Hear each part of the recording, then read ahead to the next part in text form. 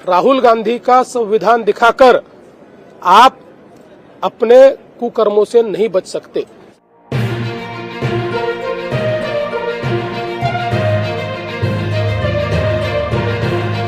थाने की रिक्शा, चेहरे पे दाढ़ी, आंखों में चश्मा हाय, एक झलक दिखलाए कभी गुवाहाटी में छुप जाए, मेरी नजर से तुम देख। ये जो जिस प्रकार से स्टैंड अप कॉमेडियन कामरा इन्होंने एक गीत के माध्यम से महाराष्ट्र के पूर्व मुख्यमंत्री और विद्यमान उप मुख्यमंत्री श्री एकनाथ शिंदे जी को अपमानित करने का प्रयास किया है, ये गलत है। हम इसकी निंदा करते हैं।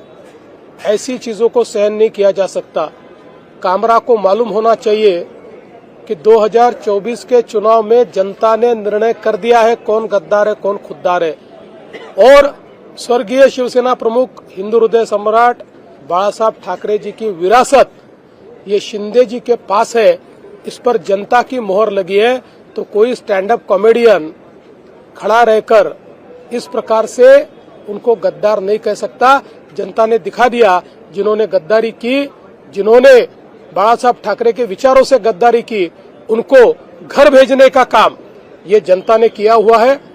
और मैं ये मानता हूं कि कॉमेडी करने का भी अपना अधिकार है, व्यंग कसने का भी अधिकार है। हमारे ऊपर भी चाहे जितना व्यंग कसिए, इसमें कोई किसी को दर्द नहीं है, लेकिन अगर जानबूझकर अपमानित करने का और इस प्रकार से इतने बड़े नेताओं को बदनाम करने का काम अगर कोई करेगा तो मुझे ऐसा लगता है कि उसको सहन नहीं किया जाएगा। उस पर जो भी कानूनन कार्रवाई है वो कार्रवाई की जाएगी। बिल्कुल कुणाल कामरा इन्होंने माफी मांगनी चाहिए। वो जिस प्रकार से संविधान का फोटो दिखाकर ट्वीट कर रहे हैं, ये वही लाल संविधान है जो राहुल गांधी दिखाते हैं। ये राहुल गांधी का संविधान जो न राहुल गांधी ने पढ़ा है न कामरा ने पढ़ा है।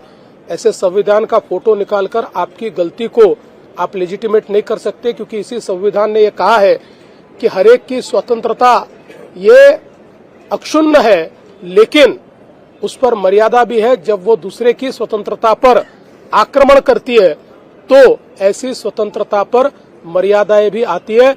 दूसरे की स्वतंत्रता पर, दूसरे के विचारों पर आप आक्रमण नहीं कर सकते। इसलिए राहुल गांधी का संविधान दिखाकर आप अपने कुकर्मों से नहीं बच सकते।